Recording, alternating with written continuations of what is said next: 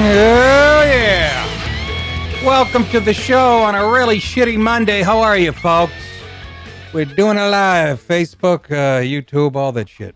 You know. We'll do it live. What the kids love when they look at the porn. No. We'll do it live. Fuck it.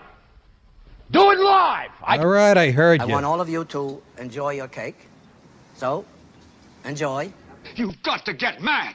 You've got to say, I'm a human being. God damn it. My life has value. Not so much. I'm as mad as hell, and I'm not going to take this anymore. All righty. Welcome. 833-59-NICK. 833-599-6425, the phone number. Shout-outs right at the top. These are the people that keep the show alive, the lifeblood, as we say. Jacob Bender has upgraded to the veto tier. That's the $30 a month tier. Veto. Veto, thank you so much. Jacob, thanks a lot, buddy. Larry Eubank has also made a personal contribution at nickdip.com, which you can do also. And we appreciate the support, folks. Not many places where we can talk the way we do. It's getting less and less thanks to giant tech companies like Twitter and Jack Dorsey. We'll get to that in a few moments. More crushing of conservative views on Twitter. And they're just totally fucking biased like the rest of the world.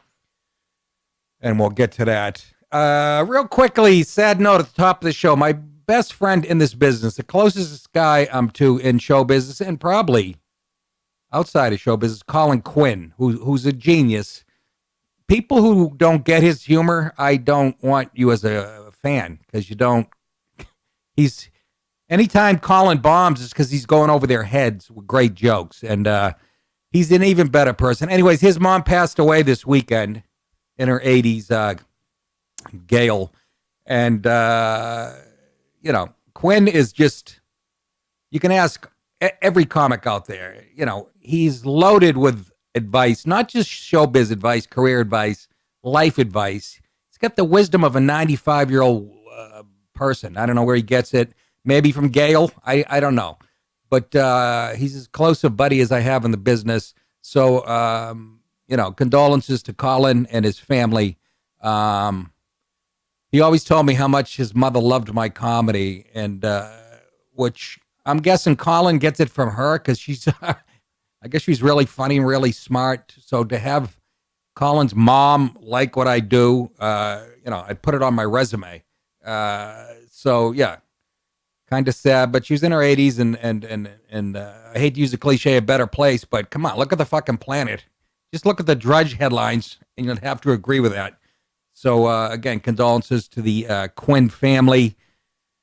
Yeah, just Colin, thinking about you, buddy. And he was writing I talked to him yesterday, he was writing the eulogy, which is one of my biggest fears, because my dad's very sick.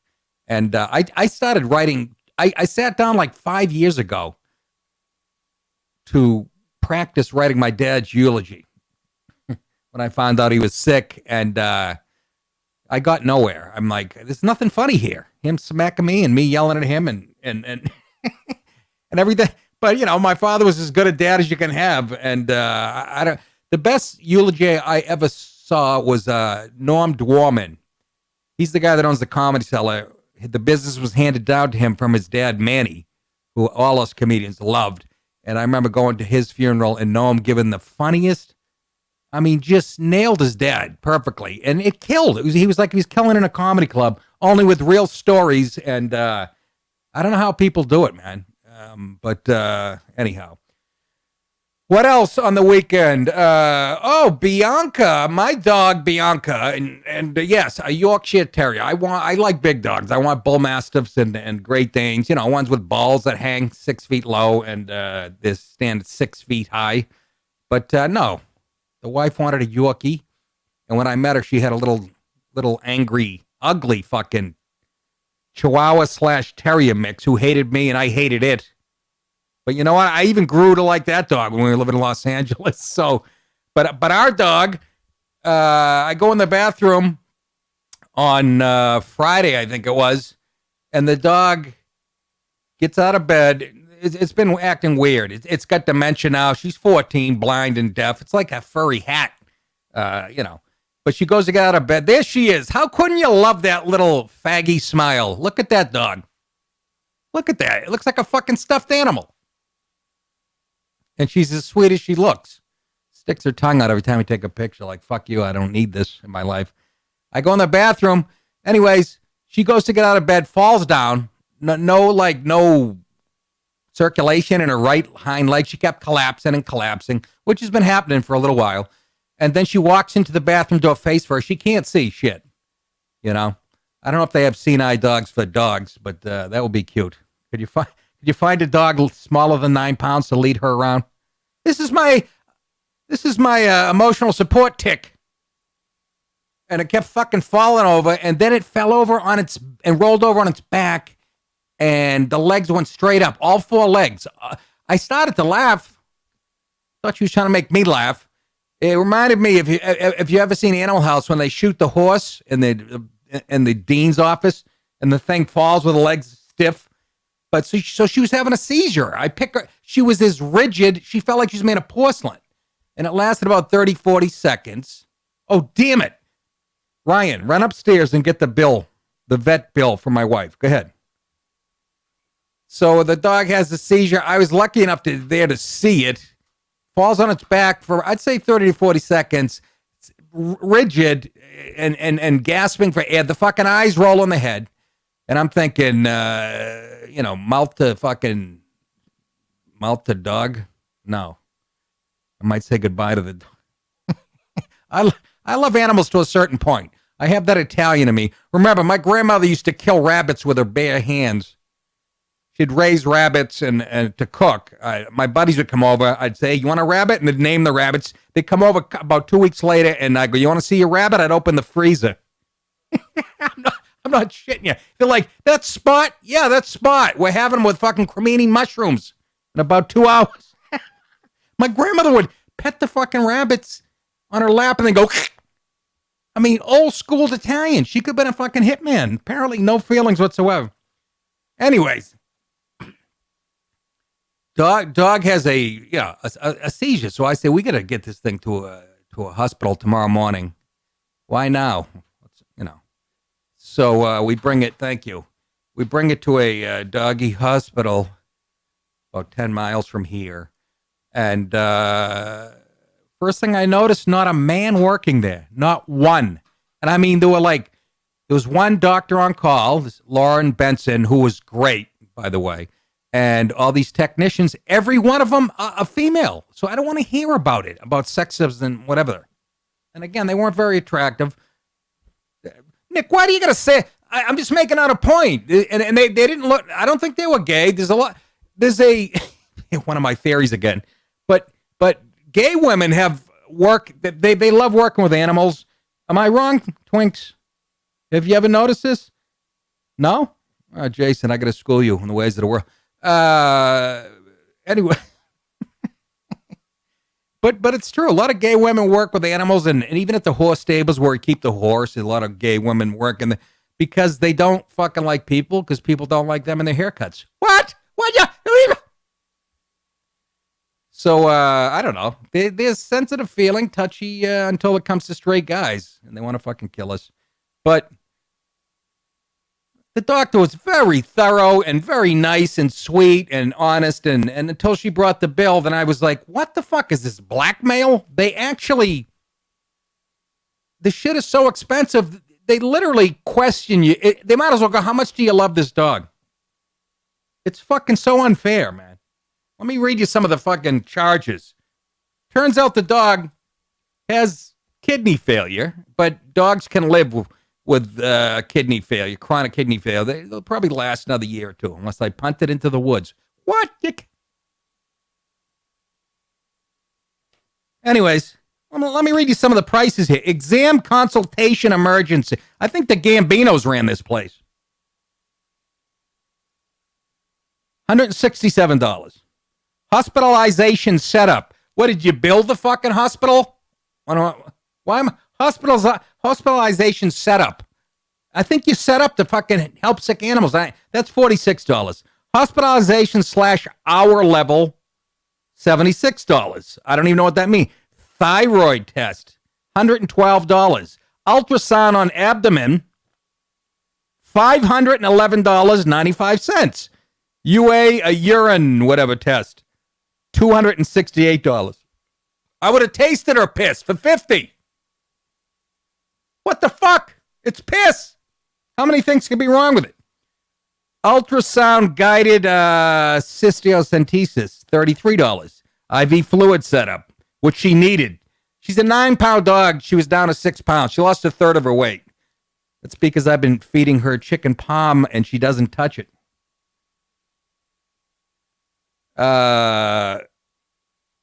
IV fluids, $175. Fluids IV maintenance per hour, $476. Fluid additives, link. IV administration set Buretol ad, $20.34. KCI Gen, I don't know what that means, $7.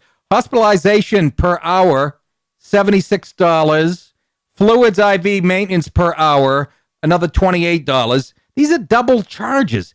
HESCA comprehensive panel and CBC, $248. Blood pressure, $79 every time they take her blood pressure. They can only do it twice after I threatened them. Enrofloxacin, Baytril. Oh, this is the antibiotics, $33.88. Infused medication, $33.50. Meropentin serenia, $37.83. I don't even know what the fuck. iStat CG8, $121. Day 2, hospitalization per hour, $102. Fluid IV maintenance, $38. KCI again, $662. Calcium carbonate. The fuck? A Tums? They're giving her a Tums. $4.22. The fucking Tums.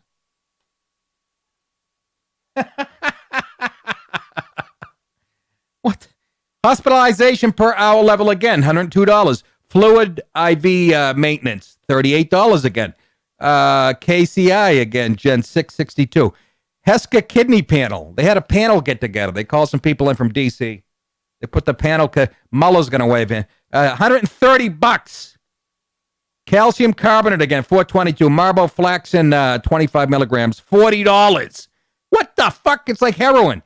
Meropentin serenia, $31.65 for a grand total of $2,587.01. I'll repeat that. The dog cost $1,100. I could have went out when my wife was in the waiting room, came back with 2 fucking Yorkies. I didn't. I came back with 2 whores from the Yonkers area. Jesus Christ! Are you kidding me?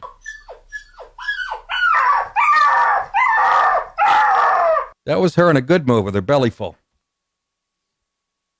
Anyways, I'm just saying, Louis C.K. has a bit about getting a dog, bringing a puppy home.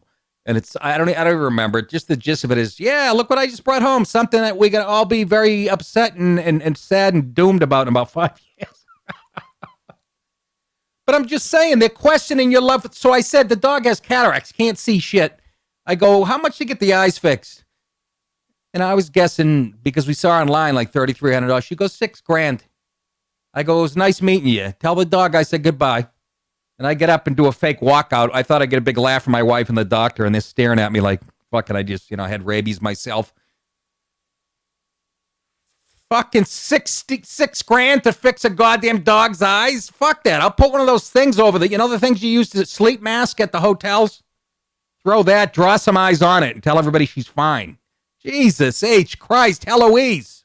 What the fuck? I mean, I love the dog, but fuck that. You're blind the rest of your life, honey. Anyways, the dog's home. It put on 1.5 pounds. It was dehydrated to shit. And again, I think that's because the dog used to drink Heineken's late at night when we weren't looking, and then piss it all out. I don't know, but they put 1.5 pounds back on the dog. So it's up to 7.5, which is not bad, But 3 pounds? That's a 30 a buck. Jason, how much do you weigh? 140. One goddamn 40. So do the math there. I can't. That's like you losing 42 pounds or some shit. Anyways. So the dog is home and it's well. It's outside. We have it tied to a tree in the rain, and I'm hoping it gets pneumonia. What? Okay, on to real quick. I always have opinions about football, as you know, on Monday morning, Monday afternoon, whatever the fuck we are. By the way, this show has to end right at 7 o'clock tonight because I'm going to Colin's mom's wake in Brooklyn, and it's pouring like an SOB. Probably half the parkways are blocked, and just trying to park in Brooklyn will be 45 minutes. I'll get there to say hello and turn around and fucking anyways. I came up with a semi-solution for the helmet-on-helmet vicious hits. By the way, 833-599-6425. 833-599-6425. As far as there were a couple vicious hits that weren't called. Remember during the preseason, they were flagging everything? And everybody's like, they're going to ruin football. They haven't really enforced any of that. That was just a show for us, or for the lawyers or whatever. But I think I came up while I was watching this. Tell me this doesn't. It's not going to eliminate these vicious head-on hits, because that's part of football, but it's going to reduce them. If you look, and I don't know this factually, I'm just speculating, but if you look at helmet-on-helmet and vicious, what player on the field is involved in most of them? What positions? Defensive backs, especially free safeties, because you line up 20 yards from the line of scrimmage, get a running start, and you hit a guy while he's trying to catch a football who's defenseless, and you knock him silly.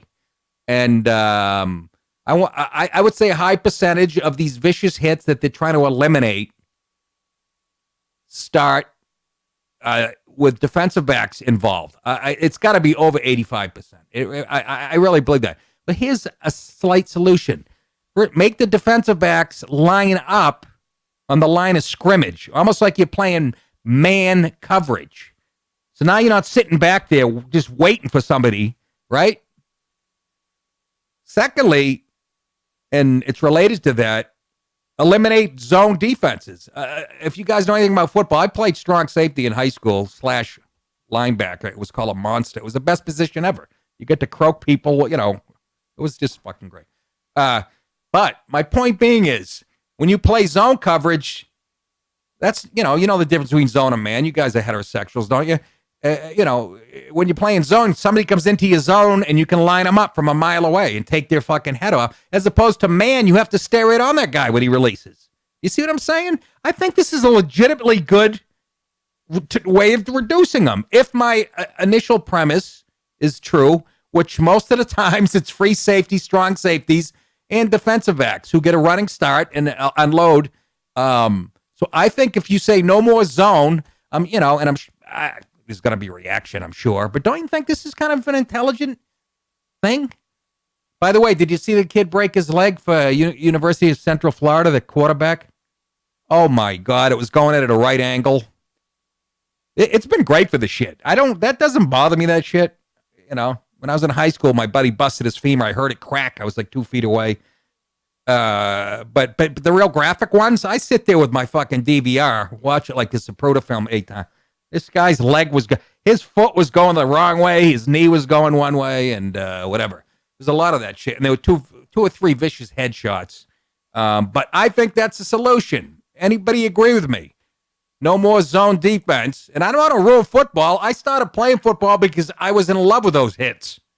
That's what I saw as a kid. Jack Tatum was my hero. Everybody else's enemy. But Roger Goodell, take note. Maybe I'll call. Somebody give me Goodell on the line.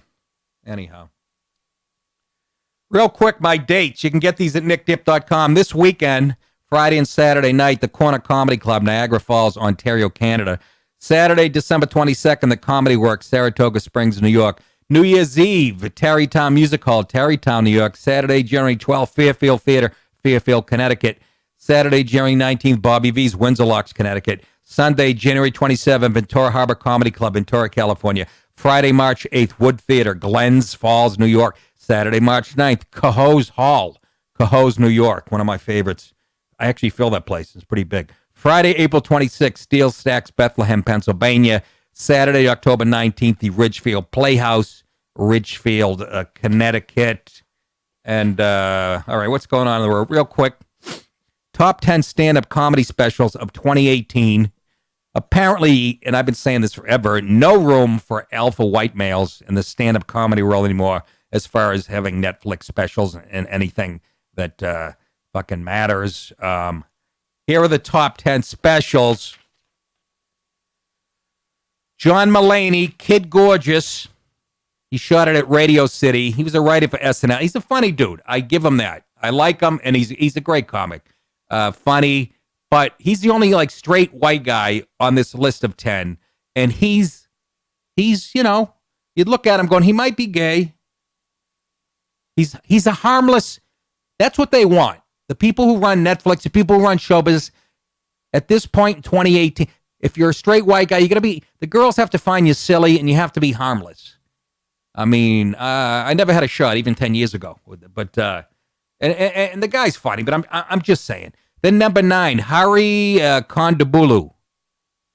Specials called Warn Your Relatives. I don't know.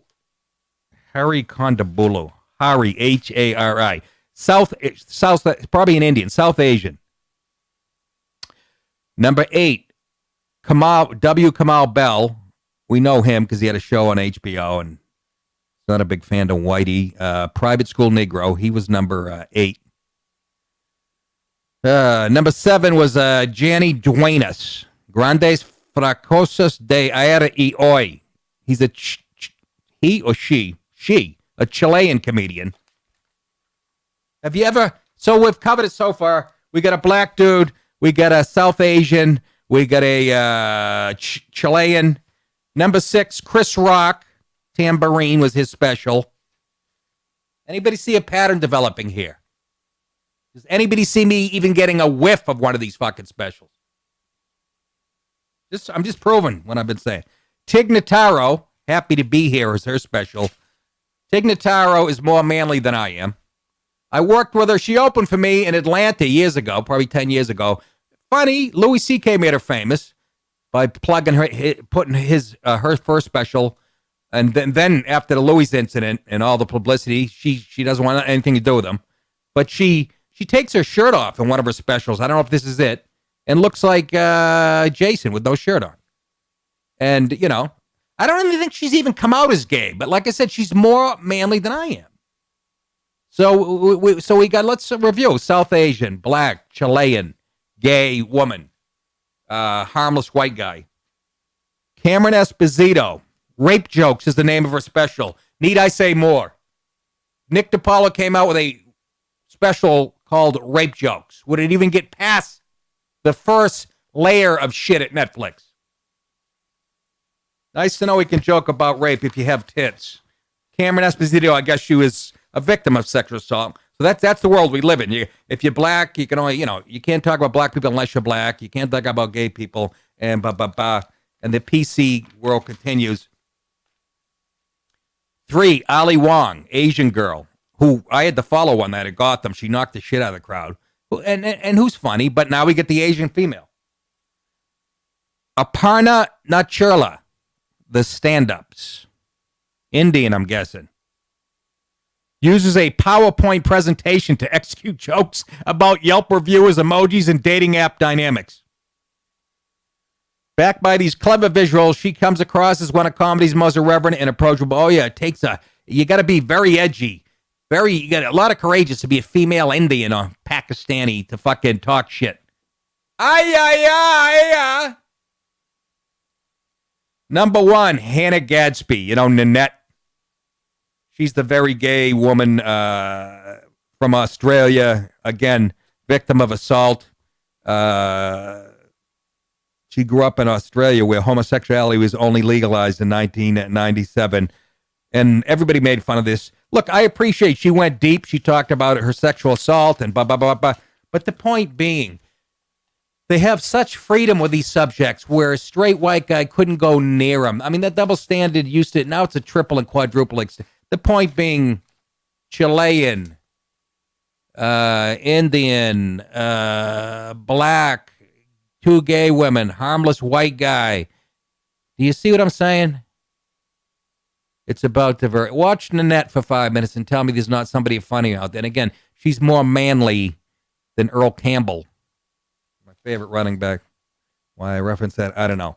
But I'm just saying, when people come up to, and me and Colin Quinn laugh about your fans come up to you, you guys should do Tough Crowd on Netflix and make these simple. Why don't you host a Tonight Show? Have you tried that? and you go, why don't you fucking, you're a fan of mine. Why don't you have a cup of coffee and find out what's going on in the fucking, I appreciate you to like my comedy, but as far as the people that run show business, there's no room for me.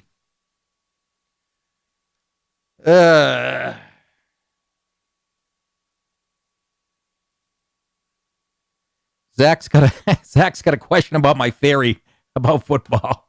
Go ahead, Zach. Welcome to the show, buddy. Hi, Nick. You know, these refs can't tell what is a catch or not. I mean, how the hell are they going to tell if they're playing man or zone? I mean, seriously, if there's no receiver for the strong safety to line up with, what's he do? Take a knee? No, but he has to line up. When you're a strong safety, you usually line up to the strong side of the field across from the tight end, a few yards back. And the point being, move them all up, Zach. Good point, but that would be. I think it would be easier for the refs to detect zone as opposed to man. I think that's an easier call for them than what is a catch and what isn't a catch. And but yeah, I see your point. But yeah, move them up. But don't you think that's kind of a good idea? Move them all up close to the line of scrimmage and make them play man. That's going to eliminate all the hits that you and I drool over. By the way, my eye is on the free safety the whole fucking game. I just wait for them to knock somebody's block off. I just fucking love it. Yeah, I was a lineman, so I watched the line play. But honestly, I think we need to go back to the leather helmets, and this is the explanation I give. Bare knuckle boxing is a lot safer than current boxing with a wrapped hand and a 16-ounce glove. It's going to be more cosmetic. It's going to look uglier, but you can't with bare knuckle boxing. You can't strike the temple with your hand. Right. You'll break your knuckles. Right. I mean, you're going to see a lot of people a little more bloody with some scars, but I mean, when I first started playing football, I picked up that hard plastic helmet, and I just looked at it and felt it and saying, is this helping or hurting me? All right, Zach, good call. I'll address that final point. Thanks, buddy. Well, if you went back to leather helmets, and some people actually say, here's the problem with that, Zach. It's still a collision sport. These guys are still 280 pounds that run 4.5 40s. When they run into each other, their heads are going to bang because their heads are attached to their shoulders. So it's going to be unintentional, but when you do have an accidental collision like you do now, you're going to fucking split your head wide open. And that's why they have the plastic helmets, which have turned into a weapon. But there's always going to be, when you bang your head, you better have some protection on it. You know, they're always going to crash heads by accident. Let's go to Matt. Wants to know how gay I am. Hi, Matt. How are you? Good, Nick. How you doing? What's up? Not much. I was calling to just see how gay you are. Not quite as gay as you, Matt, but I'm on a scale of 1 to 10. I'd say about a 6. No, Nick. Yeah, Matt. Hold on, Nick. I came out of the closet. No, Nick. Listen, I came out of the closet the other day, and it turns out I'm not gay, but you are. Oh my God, good one, Matt. You're a fucking comic genius. Bitch.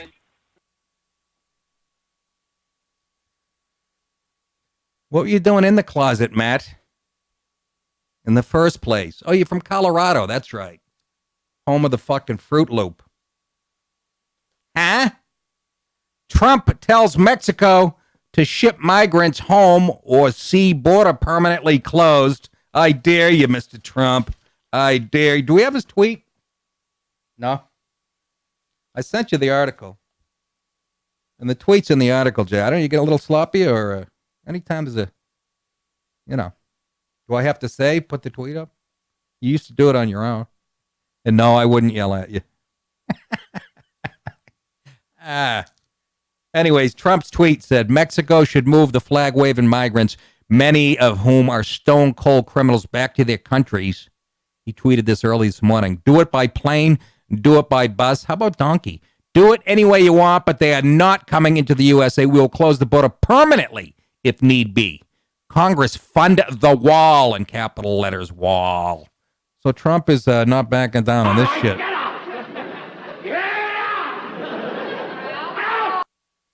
He's pissed. The tweet came after a chaotic Sunday that saw hundreds of filthy, low-life migrants I'm emphasizing, from a caravan that originated in Central America and pushing past Mexican riot police and rushing the border at the port of entry in San Ysidro, California. We actually have video. Okay, yeah, this is not an invasion. Ya los rebasaron nuevamente. That's not what I ordered. Ya los rebasaron. No, I said huevos de ranchero. Otra vez lo mismo. Yeah, there you Los go. federales tratando de contener lo que pueden. There you go. Pero es imposible por número. They're all headed to Pelosi's house. Yeah, that's not a fucking invasion. How can you call it an invasion? They don't have weapons or uniform. Oh, is that what it takes? Jesus Christ, could you be any more retarded? And Trump's right, it is the Democrats' faults. They fucking punted 90 times on this issue.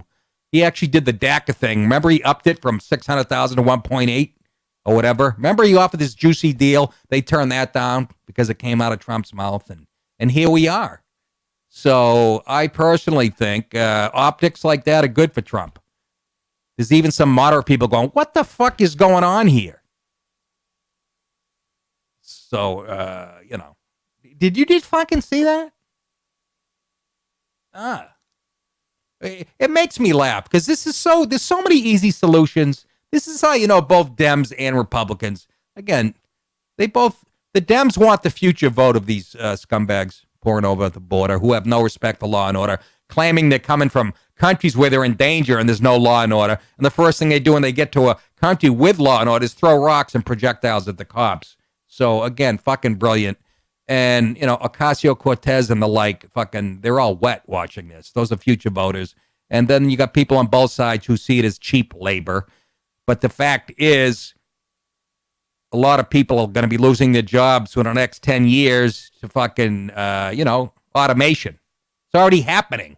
So now you're going to have a bunch of unskilled scumbags coming for third world shitholes who have no skills, no education. Now they have idle time on their hands. They can suck off the government hit, and that's why they're coming. Don't let anybody fucking kid you. Sure, there are some who are there for legitimate asylum reasons, but U.S. Customs at CBP, Customs Border Protection, said it suspended north and southbound crossings for both pedestrians and vehicles at the San Ysidro Port of Entry at approximately 11:30 a.m. local time. That's down by San Diego, I believe. U.S. border agents shot several rounds of tear gas after some migrants attempted to penetrate various points along the border, and they'll be attempting to penetrate your daughters, too, some of them. Just some of them. And threw what appeared to be rocks at U.S. authorities. So the Border Patrol shot tear gas, and we have people on the left having a meltdown.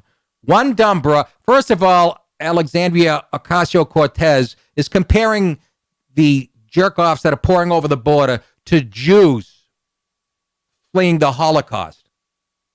If this bro was any dumber, should be me. And then there's some Paul. I read the headline. It made me so upset I couldn't read the rest of the story. One of the stupid politicians on the left said that tear gas was considered a chemical weapon. Meanwhile, Obama 5 years ago was shooting fucking pepper spray into people's faces at the border. But nobody brings that up. You guys are such jack-offs. And you Republicans, you can't fucking win these arguments. No, because part of you agree with the Democrats. Homeland Security Secretary Kirstjen Nielsen said in a statement that some migrants attempted to breach legacy fence infrastructure along the border and sought to harm CBP personnel by throwing projectiles. She says, as I have continually stated, DHS will not tolerate this type of lawlessness. It will not hesitate to shut down ports of entry for security and public safety reasons. That's if she still has a job in a few days. We will also seek to prosecute to the fullest extent of the law anyone who destroys federal property, endangers our front line. Sure you will. Apparently Trump lit a fire under her ass. The Mexican Interior Ministry said Sunday would immediately deport the migrants who tried to violently breach the border. Yeah, let's take your word for that, too. Situation on Sunday was not unprecedented. In 2013, during the Obama administration, Border Patrol used pepper spray to fend off a crowd of approximately 100 migrants. Now it's up to 5,000. So do you see? Oh, that was the thing. They're upset. There's kids there. They're shooting pepper spray, and there are kids there. Yes. How about the fucking idiot parents like this dumb bitch dragging her kids to this fucking area? You can see they're good moms, and you can see they're from a great culture, can't you? Look at the future little criminals mom's dragging over. Let me bring my little girls to the fucking potentially explosive situation. Maybe one of them will catch a fucking rubber bullet. Oh, my God. Look at her. You know what that looks like? Oh, my God. You people in California are going to love this. That looks like a sign they have in L.A. when you're heading to San Diego, or all over L.A., but heading to San Diego on the 405 and on the 5, they have a sign. It's a silhouette of a woman dragging 2 little kids. You know, just letting you know. You know how they have deer on sign over here in the East? You might run over a Mexican family. I used to fucking laugh. I used to say, I can't tell if that sign is her. She came to the United States and had the kids and is dragging them back. That looks just like the fucking, but they're blaming the Border Patrol. This tear get good. The kids will fucking learn. But this is all avoidable. And you think you think I'm kidding when I say this, and you go, Nick, that's over the top. All this could be avoided. 2 words for you: lethal force. Lethal force. Now, lethal force can come in the way of a gun. Not even necessary. Again, I'm a big rubber bullet fan and whatever. Or you make an electrified wall that anybody touches it fries them. Seriously. I know we can't use landmines. I'm sure we could come up with a modern day version of landmine that would just shock you. But there's a million ways to keep people away from anything. You know what? How about the Ring doorbell? Remember Trump said he's going to build a wall. He's going to have a big, beautiful door. You have one of those Ring door. You know, when you can see the criminal on your porch? Guys, I am coming up with some gems today.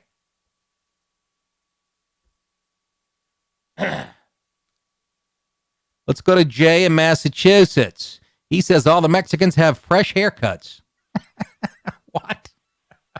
Jay, explain, please. What's going on, Nick? Please explain. What's going on, Nick? Long-time fan. What's going on? Come on, Jay. Pick up the pace. Life's so hard. Go ahead.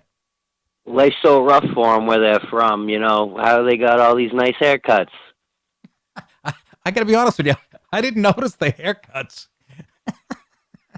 I'm over here with, takes a couple months for me to get a nice haircut. And I'm over here in the States. What's going on with that? I don't know. Maybe El Supercutto they have over there. I have no idea. These I did not notice the haircuts, but yeah, but I take your bigger point. Some of them look pretty well off.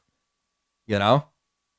Those 2 little kids you just saw, they had very expensive diapers on. I can tell you that much. But yeah, they're coming over here. You know why they're coming over here, folks? To suck off the government titty. And you middle-class Americans, you're going to pay for it all. Oh, there's this. Did you do that? How did you circle that?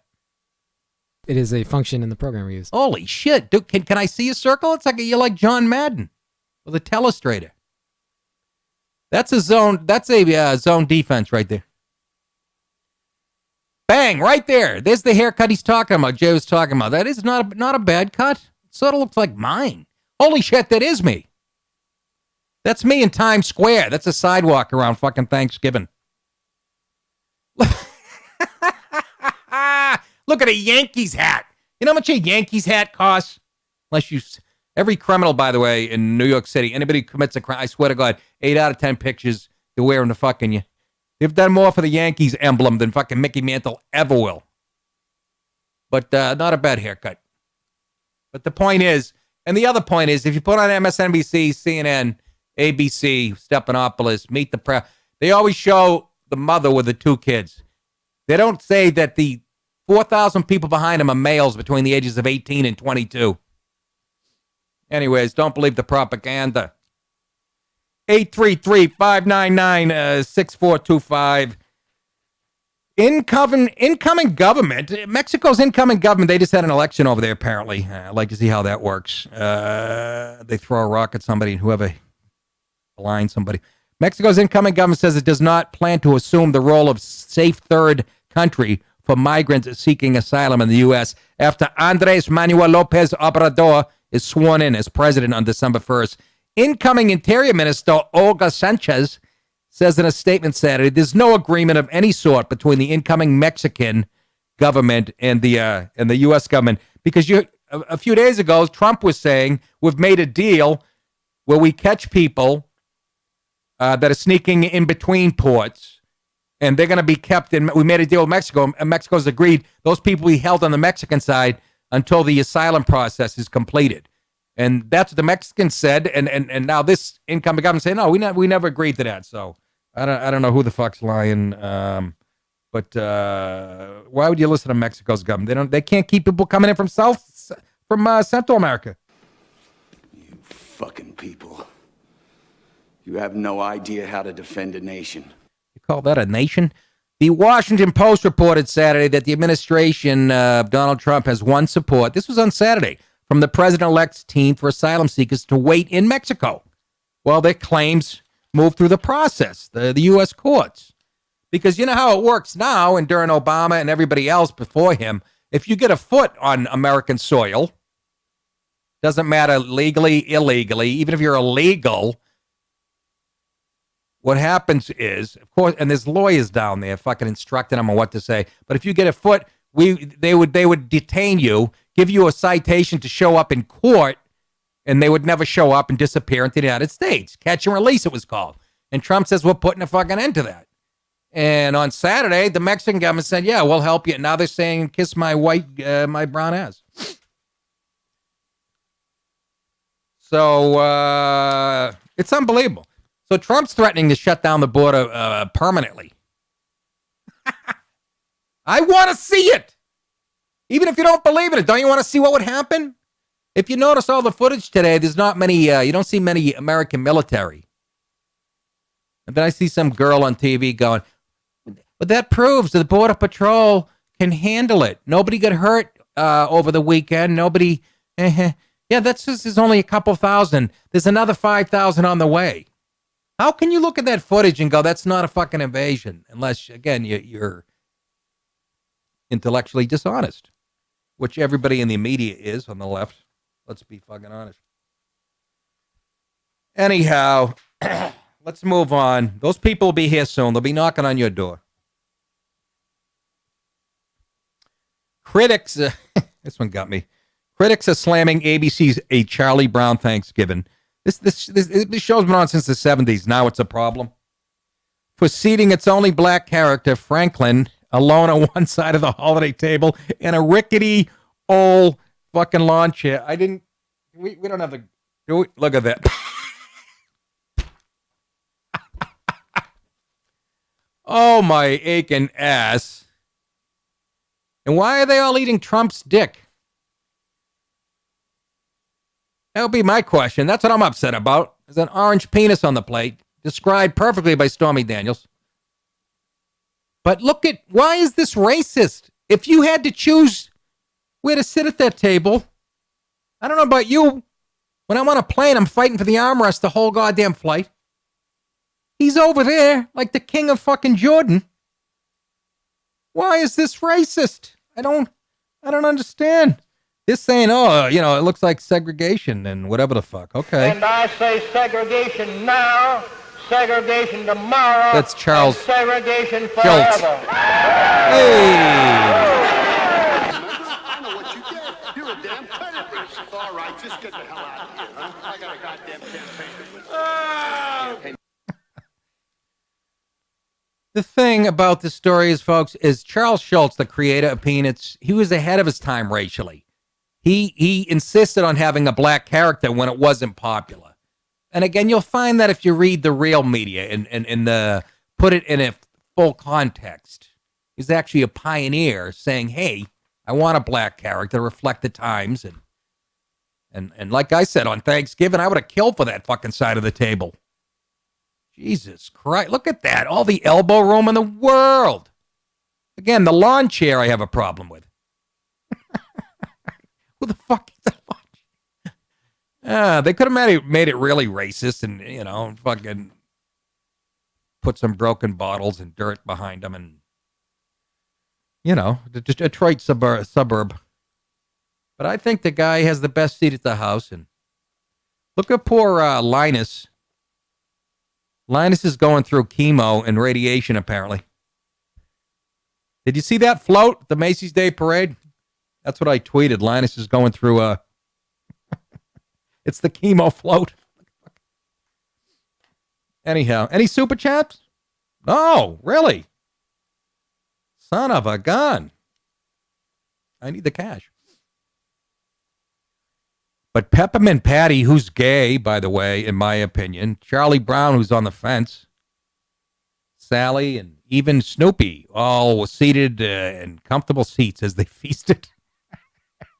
Of course, social media outrage over the gang's highly unwoke picnic table.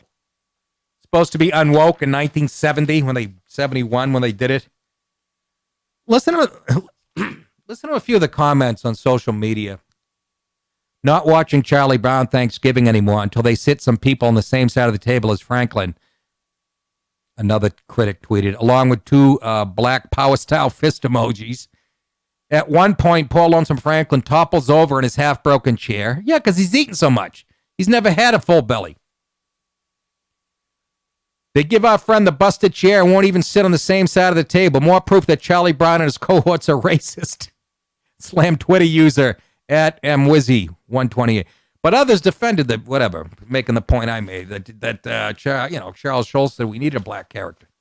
Don't give him any credit though, do you? Is everything racism with you people? What do you mean by you people? Liberals and people of color. Not all of them, by the way. Again, the media. Don't get me wrong. I'm aware the media pits us against each other. The mainstream media, which is an arm of the Democrat Party, which has perfected what? Identity politics. They all work. They work hand in hand. So, meanwhile, every day, like I said, you get out south, you see people having breakfast, black and white people sitting down together. A lot more than up north. I've made this point many times. And George in Georgia. George, tell us why this is a racist thing, this Charlie Brown thing. What's up, George? Welcome to the show. It's clearly racist. How do you not see that? I just explained how I not see it. There's too many black people in this. Oh, I forgot it's George you're calling. I'm sorry. Oh, George, you got me, pal. You got me. I disagree. You got to have one. Look, I had Patrice. It looks like Patrice when I had my cookouts with the comedians. Only Patrice that chair would not support Patrice. But, yeah, we'd all sit across from him. Only because we all wanted to listen to what he had to say about my cooking. There's too many black. Oh, my God. I can't believe I walked into that one. That was well done. Well played, my friend. Speaking of well played, you see the Tiger Phil Mickelson show now for $9 million? We get people rushing the border, supposedly fleeing poverty and violence, and meanwhile, Phil and Tiger are teeing off. He wins $9 million. You wonder why people want to get in here? My goodness. Anyhow. Twitter's at it again. They are the worst. And by the way, and I don't tweet a lot because there's no use. To have my point of view politically and go on Twitter because you're just going to get savaged. So I'll plug gigs and stuff for the most part. So I admit I'm not very active on it, which I think you have to be if you want to add follow. Although, like I said, when I first got on it, I would add followers automatically without even doing anything, without posting. Now I get up. Somebody's fucking with my head. I get to 102,000. As soon as I get to 102,000, I'm not fucking shitting you. The next day it would start. To drop 50. Next day after that 50. Down. I'll lose a couple thousand in a couple week period. And then maybe something will happen, like I'll get punched in the face at a comedy club. It has to be something like that. My dog dies and I take pictures of it, and that would add 50. But yeah, I know I'm being fucking shadow banned, and Twitter's just Jack Dorsey He's the CEO. And he's gay, by the way. Nick, why does that matter? Because that's how he sees life. He sees himself as a victim. And he sees who? Who victimizes him? Straight white males. How do they vote? Mostly Republican.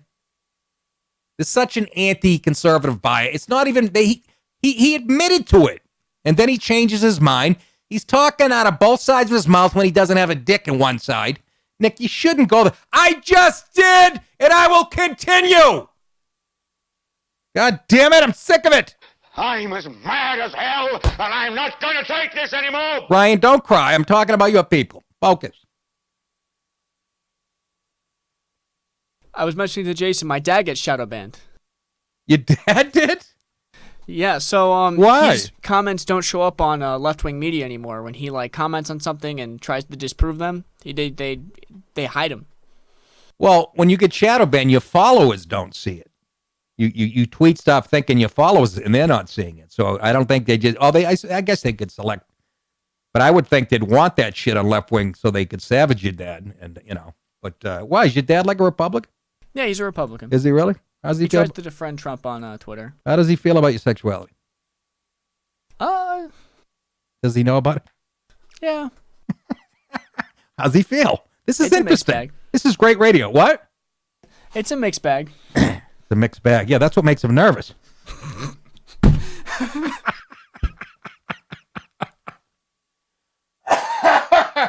That was a perfect answer, Ryan. It's a mixed bag. Dick snatch. It's all in the bag. It's a mixed bag. Good for you. Don't take no shit off nobody. Why am I bringing up Twitter? Twitter permanently bans feminists. I'll repeat that. Twitter permanently bans feminists for writing that men aren't women. This is when libs start eating libs. Last week, the social media giant permanently banned Megan Murphy, a writer based in British Columbia, for critiquing transgender ideology online. Fucking quiz! No need to talk like that. The platform repeatedly suspended her account for this and then ultimately banned her last week, saying such behavior violated rules against hateful conduct. I didn't even know. Thank you. Nice going, Jace. That's Megan Murphy. She looks like a Murphy. She looks like a cross between Carrot Top and Chelsea Clinton. You are correct, sir. Nice skin. I like redheads. It violated its rules against hateful conduct. There it is again. And I pointed out on Tough Crowd. Anytime a lib disagrees with somebody left, just disagreeing, doesn't matter what you're talking about, they label you a hater. They used to do it kiddingly. Oh, you're a hater of this and that. But now it's turned into. So please disregard the word hate. It's the most overused word, that and community and healing. Get rid of those three in the political lexicon because they are just, they don't mean anything anymore. The platform repeatedly suspended her account for this and then ultimately banned her last week, saying such behavior violated. Yeah. Here's a sample of the tweets Twitter required Murphy to delete as objectionable before allowing her access back to her account. Again, keep in mind, Jack Dorsey is gay. So, it's like the race thing. White people don't talk about black people. Doesn't matter the context. Stay in your own fucking lane. Doesn't matter if it's positive or negative. Blah, blah, blah. Now, this is the LGBTQ community. Fucking letters drive me nuts. They don't want you. She's just saying. She says, this is Megan Murphy talking. For the record, this dominatrix, which I guess she is, was also one of those behind the... no, she's talking about this guy who's a trans woman. She's talking about him saying, for the record, this dominatrix, in quotes, was also one of those behind the push to get BC Fed to boycott and defund Vancouver rape relief, Canada's longest-standing rape crisis. He is actively working to take away women's services and harm the feminist movement. So these are the ones that they made her take down. Then she said, so at Blog, her pulled revenue from a feminist site because a white man who spends his energy, meaning the trans woman, a guy who thinks he's a woman, spends his energy promoting the sex trade as empowering for women and targeting, trying to silence, defund women's shelters, female activists, and feminist media told them to.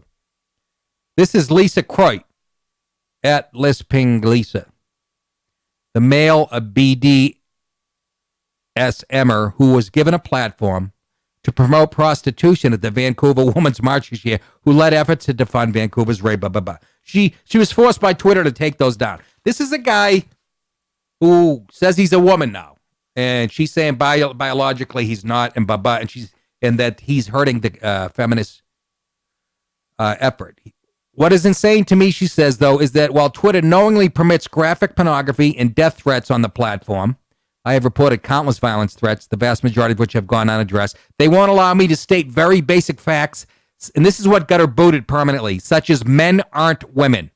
This is hardly an abhorrent thing to say, nor should it be considered hateful, exactly right, to ask questions about the notion that people can change sex or ask for explanations about transgender ideology. She's not an idiot either. She actually has a master's in women's studies, and so she's not a fucking just an idiot out there shooting her mouth off. And again, Twitter reveals itself once again to be far left. Her tweets called out Croit, that's the he/she, for trying to boycott and defund Vancouver rape. Twitter didn't care what the feud was about or that it was legitimate and fact-based. They only cared about the fact that Croit was transgender and decided to define disputes about transgenderism as hate speech. Twitter also recently banned dead naming. You know what that is? The practice of referring to trans person by his or her legal name or birth name.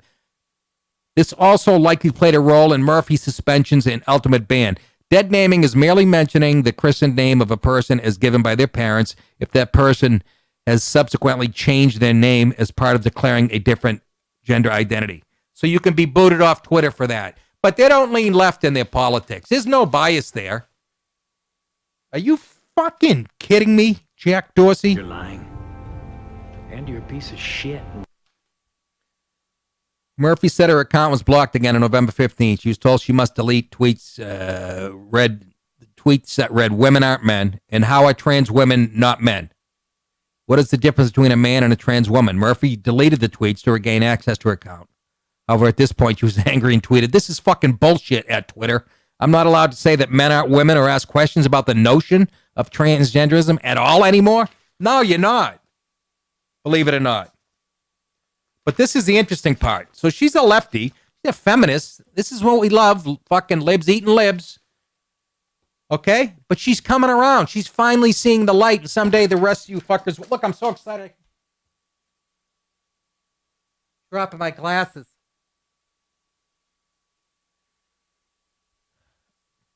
And the article says, of course, Twitter's a private company, can do whatever it likes, but they have built themselves as an open platform, one that welcomes debate, ideas, and sharing, which is total horseshit. This is what she says, Megan Murphy. "I no longer believe leftist positions, which she's a lefty, are necessarily most right or most ethical. I no longer believe everyone on the right is wrong about everything. I do not believe all those on the right necessarily have ill intentions and suspect that many, like those on the left, believe they are working towards a better world." End quote. So she's a lefty who didn't come around until she felt the brunt of a big tech firm like Twitter, a left-wing giant, Jack Dorsey, gay, shutting down her right to debate and to speak. Now she sees what the Mark Levins of the world, or even me, who leans a little right, gets shadow banned. Now she believes it all. Well, welcome to the fucking new world. I don't know how long it's going to take to for the rest of you to come around, to convert you to fucking... You're the victim of left-wing fascism, Miss Murphy. That's all it is. You can't even... She just wanted to have debates about transgenderism on Twitter, asking questions, and that's not allowed. Stay in your own lane. Jack Dorsey's just a fucking liar. Hope he doesn't hear that. I'll be down to 11 followers in 2 weeks. Let me prove that he's full of shit. In August, Dorsey admitted to CNN that social media in general has a left-leaning bias. A month later, he told Congress that political ideology didn't drive the company's policies. Yet, in an interview just days later, Dorsey said he was aware that in his company, conservative employees don't feel safe to express their opinion. You're lying. And you're a piece of shit. Fucking quiz! Don't talk like that. I told you. Anyways, I hope eventually they'll start eating more of each other and people will come around and wake up and smell the fucking coffee. And I've been saying this ad nauseum for the last 10 years. All the censorship and the political correct shit that you and I hate and the pits, that comes from the left, 95% of it. They always want to point out, what about the born again Christians, the evangelists? Yeah, they had power in the fucking 50s. But I've yet to hear about a radio or a talk show host who lost their job because they were way too fucking liberal. Point that out to me. And when you do point it out, I'll point out 100 that go the other way. So Twitter, fucking get your shit together. Jack Dorsey, you have a jaundiced view of the world. That's all I'm going to say. I got to get out of here. I have to head to Brooklyn right now, which is about 45 miles away, and it's raining like a double-cunted cow pissing on a flat rock, as my boss used to say when I worked at the damn state mental institution as a groundskeeper. That's a fucking phrase that he used to say. Anyhow, that is it. Thank you guys so much, and I guess if I covered everything, go to nickdip.com. Come see me at the Corner Comedy Club this weekend in Niagara Falls, Ontario, Canada, Friday and Saturday night. 2 shows each night. Go to nickdip.com for all your ticket information and for other tour dates. Last 3 shows I've done have been sold out at 2 different venues. I'm hoping that this show's helping. And that's about it. I got to call Owen Benjamin back. Somebody mentioned that he wanted to, he's open. He's obviously open invitation to this show anytime. So, but I've been real busy at home. What with a dog and its fucking bad kidneys costing me $3,000. I'll give it kidneys. Give it kidney beans laced with broken glass. What? Jason actually got hurt in his eye. He's such a sweet kid. It's unbelievable. Now he just went like this. All right, that is it. Remember, you guys think it. I will say it. I will talk to you Patreon members tomorrow. Take care of yourselves. A little something for you.